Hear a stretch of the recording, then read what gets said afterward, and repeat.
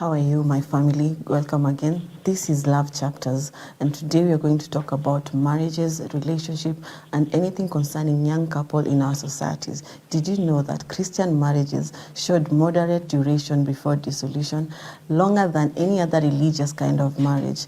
Mostly because of the longevity and patterns among marriage in Christian.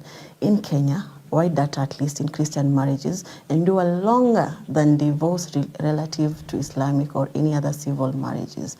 And today we are going to dig deeper into such conversation concerning marriage and relationship.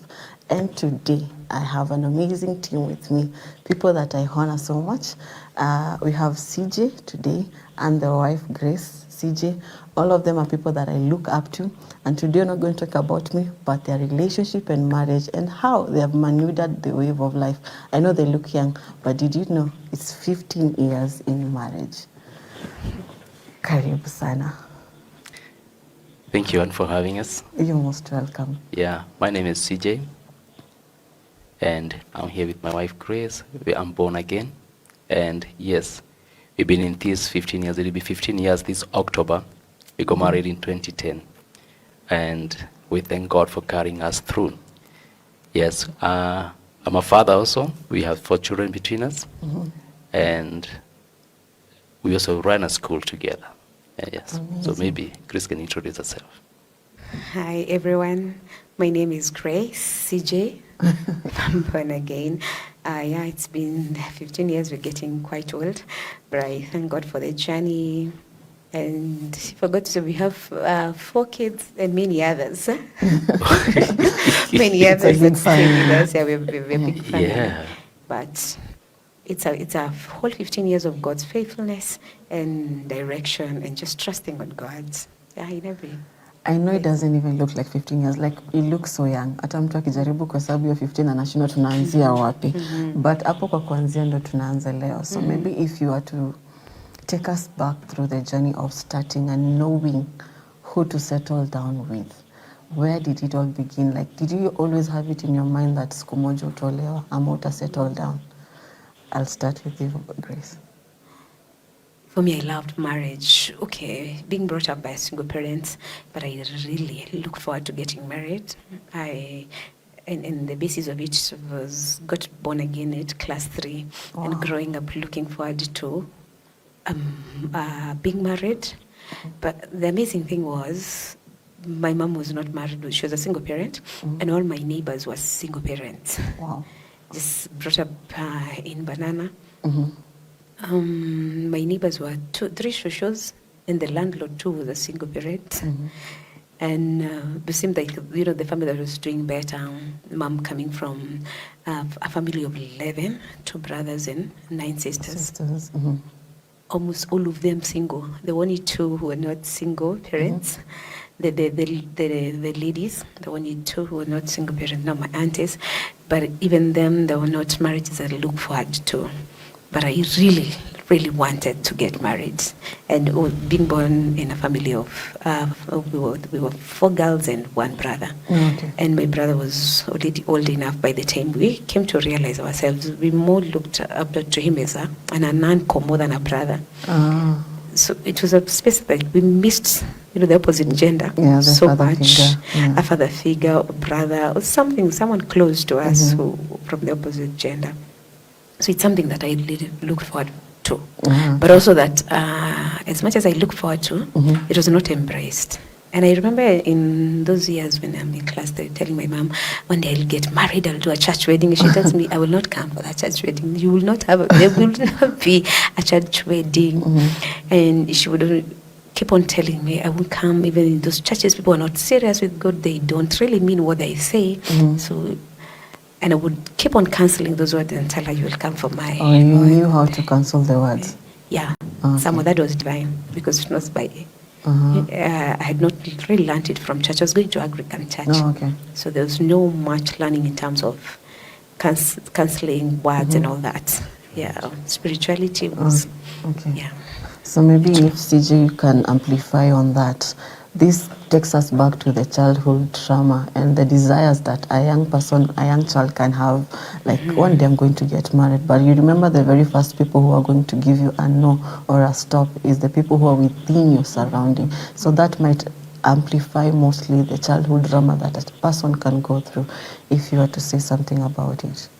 Well, this thing, that trauma is real, I tell you, because the first teacher of any child is family. The family unit is so important. Whether you're talking about church, you're talking about a nation, even in corporate, the family unit is where all this molding begins. And when you get it wrong at the family level, it will be wrong all the way.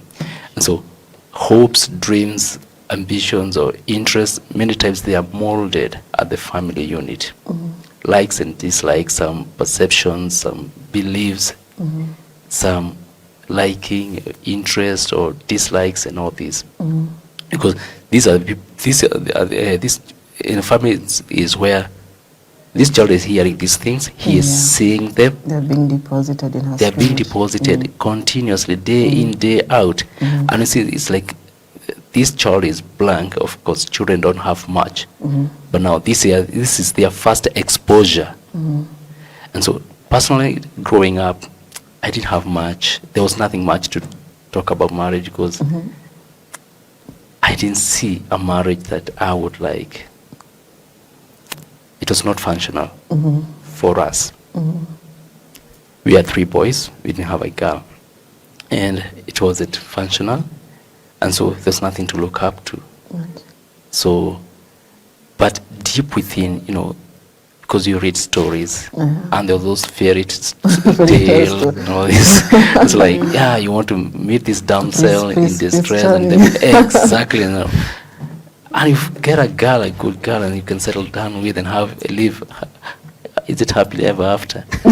So you look forward to that, but it is in your dreams, it is in your mind, it is in thoughts only. I mean, you have not seen it, so it's only something that you can push to the future. So that was it. It was just a script in the mind. Through high school, I went to a boys' school, boarding school. No girls again. Then now go to college, and now you have everything. Is like, now, man, oh my word, supermarket. Exactly. You have so many options. That's so many options. Like, where do you start? But then, I thank God I had met God in high school. And this is important in the context of Christian marriage. I'm not talking about the world, but Christian, because now, if you're Christian, then stick to your belief, to your faith, and the offerings or what has been prescribed in your faith. They're the boundaries, they're the confinements of your faith, they're what is allowed in your faith. And so I was trusting God for a wife whom I didn't know. And there are those cards that you are signing in high school. What were they called? The virginity pledge. Yes, there's something that they had a certain name that that you keep yourself pure until marriage. Yeah, and I signed mine. I was like, goodness, what did I just do? What is this now? And so I took that seriously. I was in Form 1. I was 14 at the time. It was like, I want to keep this for my wife. I hope I get the name. So I want to keep this, and I presented my wife. I made it through this. Well, it may not have worked for everyone because people get born again at different times in life. Yes. So there are many who get saved after high school, in college, in working places or whatever. So it is not a script that all of us can follow. But all said and done, family, what we had for me was just hopes and dreams. There's nothing. The family was broken. My wife, as she has said, Grace, her family was also as well broken. So ours was just hopes and dreams. Then we met in college. Oh, nice. So basically, both of you grew up in a family where marriage was not like your kind of dream that manzis kumoja. I've seen it, mom and dad in their relationship, and this is what I would want to. So basically, your raising up was totally different, completely. Completely different. Yes. And especially for me, mom never even believed in marriage. She actually used to tell me after campus, and she'd tell, you're doing well, you have a job, you just get kids and bring them up. Why get married? You should, you know, I remember one time I went to see her and I told her I would want to get married. And she's like, for what? Why do you want it? Maybe most of the times, maybe parents are trying to protect their children from what they themselves went through. That's what they Traumas. feel, yeah, Traumas, those yeah. traumas, and they feel, a man will just take advantage of you. And those were the words we grew up knowing. Men are just there to take advantage of you, to do, you know, and was working hard to be stable so that no one takes advantage of you. me. Yeah. But then the background there, having the word, having learned the words, and those, we also did, I was in Beriliki, yeah, we signed those cards, and we were looking forward, getting to campus. And I think my first was, I grew up as a kid that was so ready to defend themselves. It was ready to defend my mom. So being in campus, and seeing guys all around, my first position was a defense position that everyone you see around is coming to take advantage of you. Wow. So this comes back to the trauma, right? So I would say this, that for me, let me go back to my family. Growing up, I had both parents. But I can say I saw love in the family, or like husband and wife love. My dad was an authority now to mom and to all of us. I mean, we couldn't even have a conversation. Yeah, can you imagine? When you meet, it's orders. Have you done this? Did you do this? Where is whatever? Nothing There was no about relationship, conversation, no no conversation about personal issues or anything. So that was kind of, unconsciously, that is the image that is deposited, or that was deposited in me of how a man should be. A man should be, exactly. You're the boss, you're the king. I mean, everyone should bow to you. Exactly. They serve you. And na wanyenyekee, you don't argue, you don't ask questions, you just take orders, follow and do them quick. And precisely, military precision, so to say. So you take that in unconsciously. You're not taking notes, but in your spirit, somewhere in your subconscious, it's deposited. When you grow up, fast forward, and you're married, is a kind of thing that you are exhibiting, that you're bringing out. You don't know how you got it. We are going to get to there, because I think that's a testimony on its own. So maybe just to touch small about foundation. What do you think would be the right set of foundation for someone who'd want to conquer or enter into marriage, based on your own personal experience, as you pick up from where CJ left? I think one of the greatest things was not allowing the past define me. I've written a book, Destined for Greatness, daring to be different. When everything around life determines that this is the way you're supposed to be, and everything surrounding you is so negative. I think for me, one of the things that I pushed for is not allowing where I came from define me. And especially bearing in mind, not only having a single parent, but remember the setup where we were staying, directly opposite our home were 3 bars. So everything was broken around us. We just seeing people fighting every now and then, men coming for their wives from the bars, girls fighting. But not allowing that situation define me. We have 4 sisters. Everyone else got a child at home, out of wedlock. But would always stand up and tell my mom, my case is different. Wow. So always stand up and declare. I was the first one to go to high school, and I would keep on telling my mom, I will go to high school, I go to university. She kept on telling me, okay. And I would tell her, I'm different. My case is different. But also, which was an advantage for having known God, and at an having early teachers age. in primary school. I had a particular teacher. She was called Miss Motara. She really took care of me in terms of teaching me the word, and just believed in me. Whereas home there was no much believing, and Mom also somehow she gave up. Somehow she didn't expect anything better because I don't have much to offer. She was determined to educate us, to seeing us educated, but then this is the fate. Yeah. She didn't expect anything better, Yeah. but I kept on pushing us. So, and for everyone, I would, regardless of where you're coming from, just in coming from to the place of understanding, as a Christian and as a believer, let the word define you, not the circumstances or wherever you've come from. And especially, this is not even to condemn maybe someone who has had a child out of wedlock and tell them there's no hope. No, don't let that define you. Let that just be a stepping stone of you becoming everything that God ordained you to be. Yeah. So that being said and done, CJ comes up from a family where it is authority and orders. You're coming up from a family where you have been told that marriage does not exist. This is not something that you're supposed to look up to. Already we see this a foundation that already been laid for both of you. So how do you deal with it? How do you overcome it? And being on defense mode, I would say. Yes, she's on defense and you're on authority. Exactly. So she's defending, she's resisting my authority, essentially.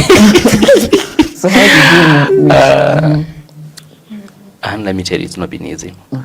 And the first few years, or several years of our marriage were not easy. Were not easy because there's a filter I was supposed to create. Filtering out the debris that I picked, things that caused this dysfunctionality. I had picked them unconsciously, and I carried them into my marriage. Wow. I didn't create a filter. I was not able to separate issues, that this is me now, because that's all I knew. That's why I think family and upbringing is very, very key. Before I proceed, let me say, it's important for parents, kindly take your children to church, because God loves them much as you love them, or actually more than you love them. Yes. And there's things that you may not be able to do to them, but God is going to do to them. He's going to deposit those seeds in them, and they're going to grow somewhere along the life, and they're going to get to come to the right way. Yes. And so because some of these seeds, they prevent people from getting or engaging certain things in that childhood, in that early age. All right?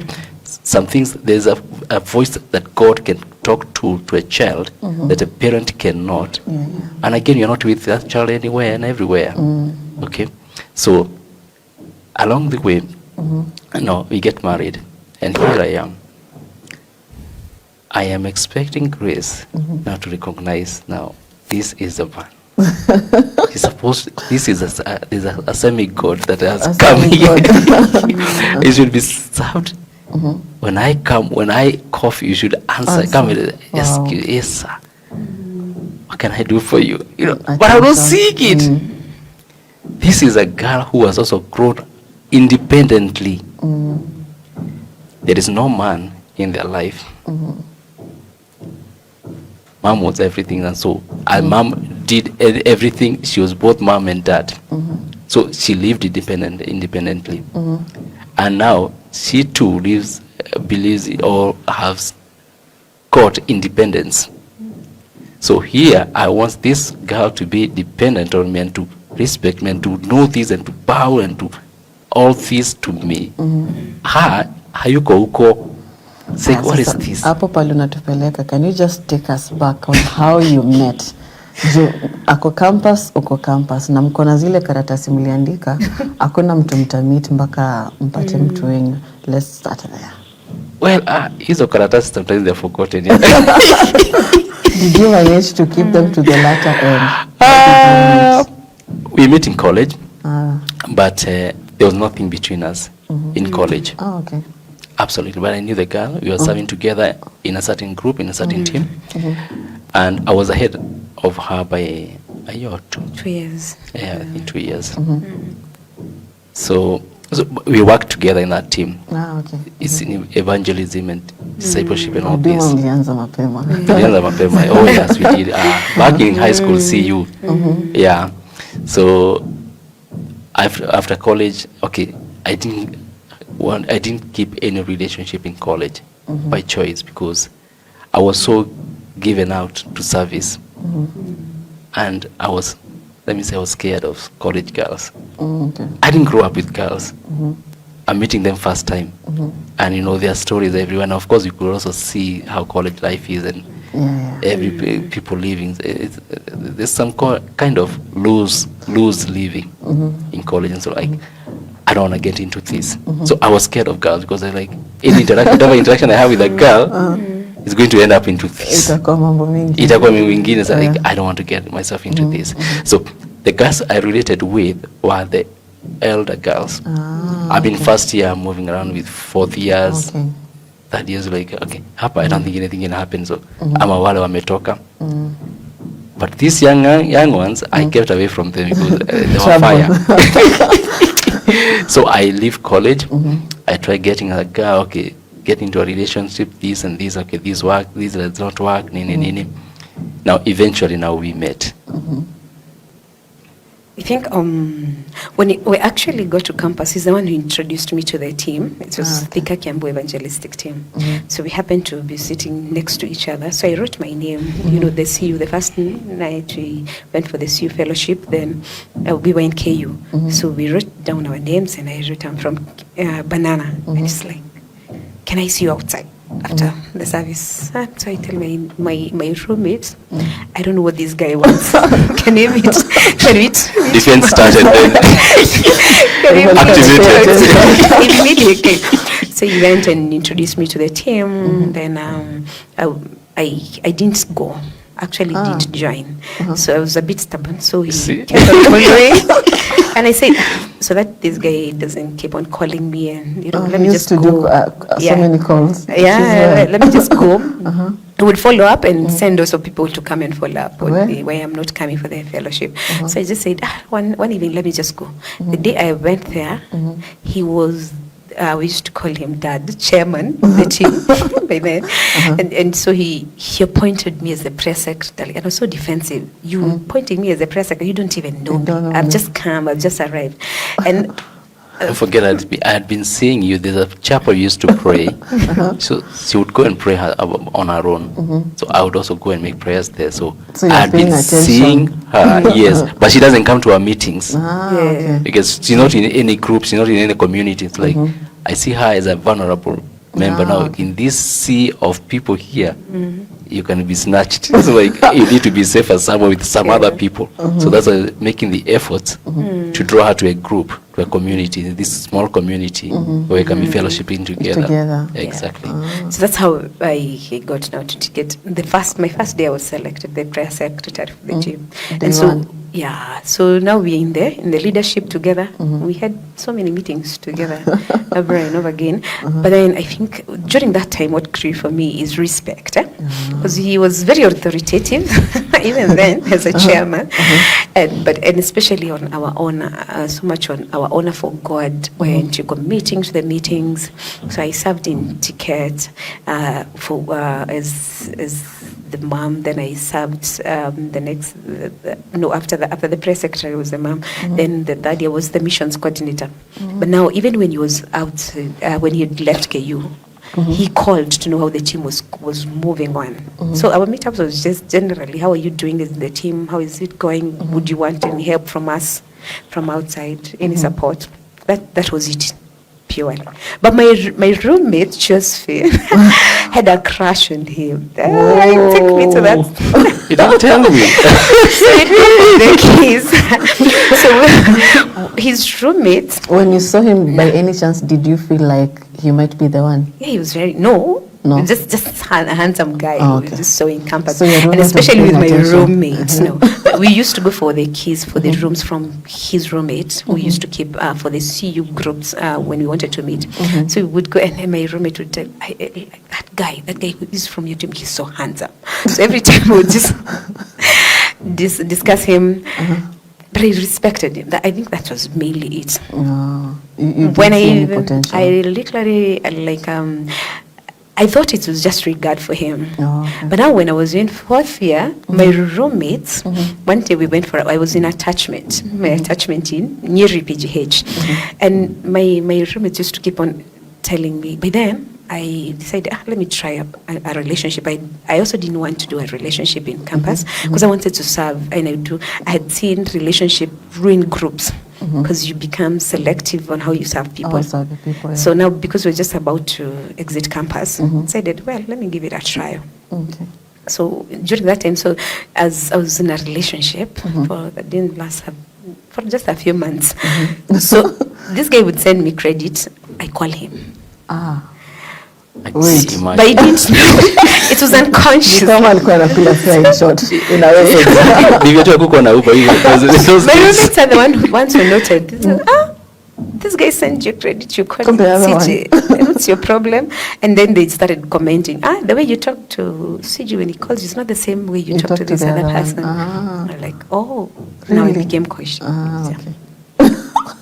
That is very sweet. I think sometimes we have some things before our eyes, lakini hatuoni. But we thank God for you, sir. Already ulikuwa ushaona mbele, si ndio? Not exactly. Actually, I got her. There's a time I was praying. I was breaking up with a certain girl because I realized, no, this is not working. We're not going anywhere. It's a relationship that it's been there 1 year. I'm trying to see whether it's going to work. It's not working. So I was calling it off.